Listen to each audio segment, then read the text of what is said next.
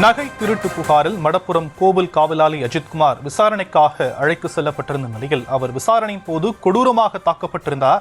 இந்த நிலையில் விசாரணையின் போது அவர் உயிரிழந்திருக்கக்கூடிய நிலையில் இது தொடர்பான வழக்கு நீதிமன்றத்தில் நடைபெற்று வருகிறது. நீதிமன்றமும் பல்வேறு கேள்விகளையும் கண்டனங்களையும் தெரிவித்து வரக்கூடிய நிலையில் ஒரு மாநிலம் தன்னுடைய குடிமகனை கொலை செய்திருப்பதாக நீதிமன்றம் தன்னுடைய கடும் கண்டனங்களை தெரிவித்திருக்கக்கூடிய அதே வேளையில் இவருடைய இறப்புக்கு தமிழக அரசே முழு பொறுப்பு என்பது போன்ற பல்வேறு கருத்துக்களையும் கண்டனங்களையும் நீதிமன்றம் முன்வைத்து வருகிறது. தொடர்ந்து நம்முடைய செய்தியாளர்கள் விவரங்களை களத்திலிருந்து வழங்க நாம் கேட்டுக்கொண்டிருக்கிறோம். மதியழகன், தொடர்ந்து நாம பேசிக்கிட்டு இருக்கோம் நிறைய விஷயங்களை பொறுத்து. இந்த வழக்குகள்ல பொதுவா இது போன்ற வழக்குகள்ல மேஜிஸ்ட்ரேட் அவருடைய விசாரணை எந்த அளவுக்கு முக்கியத்துவம் வாய்ந்த ஒண்ணா பார்க்கப்படுது, அவருடைய விசாரணை எந்த அளவுக்கு ஒரு இம்பாக்ட கொடுக்கும் இந்த வழக்குல?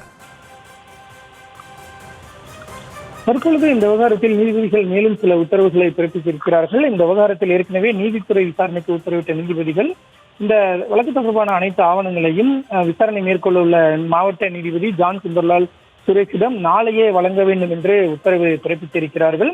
ஜான் சுந்தர்லால் சுரேஷ் இந்த விவகாரம் தொடர்பாக முழுமையான விசாரணையை தொடங்க வேண்டும். அரசு தரப்பில் இதற்கு பொறுப்பான காரணமான உயரதிகாரிகள் முதற்கொண்டு அனைவரும் மீதும் உரிய நடவடிக்கை எடுத்து அவர் அறிக்கையை தாக்கல் செய்ய வேண்டும். மேலும் திருபுவனம் காவல் ஆய்வாளர், சிவகங்கை எஸ்பி, விசாரணை அலுவலர் ஆகியோர் வழக்கு தொடர்பான அனைத்து ஆவணங்களையும் விசாரணை நீதிபதியிடம் நாளை வழங்க வேண்டும் என்று உத்தரவிட்டிருக்கக்கூடிய நீதிபதிகள் இந்த வழக்கினுடைய விசாரணையை 8ஆம் தேதிக்கு ஒத்தி வைத்திருக்கிறார்கள்.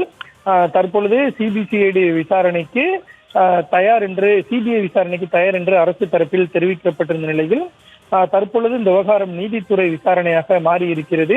சிபிசிஐடியிடம் இருந்து நீதித்துறை விசாரணையாக மாறியிருக்கிறது. இந்த வழக்கில் உள்ள அனைத்து ஆவணங்களும் நாளையே அந்த மாவட்ட நீதிபதி ஜான் சுந்தர்லால் சுரேஷிடம் வழங்க வேண்டும் என்ற ஒரு உத்தரவை நீதிபதிகள் குறிப்பிட்டிருக்கிறார்கள். குறிப்பாக இது போன்ற நீதித்துறை விசாரணை இது போன்ற கட்டத்தில் அமைக்கப்படும் என்றால் ஒரு விவகாரத்தில் உண்மை மறைக்கப்படுகிறது அல்லது அது சார்ந்த சந்தேகங்கள் எழும் பட்சத்தில் அந்த சம்பவத்தினுடைய முழுமையான நடந்த உண்மையையும் வெளிக்கொண்டு வரும் வகையில்தான் நீதித்துறை விசாரணையானது மேற்கொள்ளப்படும். அதாவது நீதித்துறை விசாரணை என்பது முழுக்க நீதிபதிகள் அல்லது அவர்களால் அமைக்கப்படக்கூடிய சிறப்பு குழுவால் அமைக்கப்படும். அவர்களும் அதில் வழக்கறிஞர்களோ அல்லது ஓய்வு பெற்ற நீதிபதிகளோ யார் வேண்டுமானாலும் இருக்கலாம். இதுதான் நீதித்துறை விசாரணை என்பது நடத்தப்படும். குறிப்பாக நீதித்துறை சார்ந்த நிபுணர்களால் மட்டும்தான் இந்த நீதித்துறை விசாரணை என்பது நடத்தப்படும். இது போன்ற ஒரு குற்றச்சாட்டு காவல்துறையினரே குற்றவாளிகளாக இருக்கக்கூடிய நிலையில் இது போன்ற ஒரு முக்கியமான நிகழ்வுகளில்தான் இது போன்ற இந்த ஒரு நீதித்துறை விசாரணை அமைக்கப்பட்டு அந்த விவகாரத்தினுடைய முழுமையான சம்பவங்கள், அதாவது என்ன நிகழ்ந்தது என்பதான முழுமையான உண்மைகள் வெளிக்கொண்டு வரும்.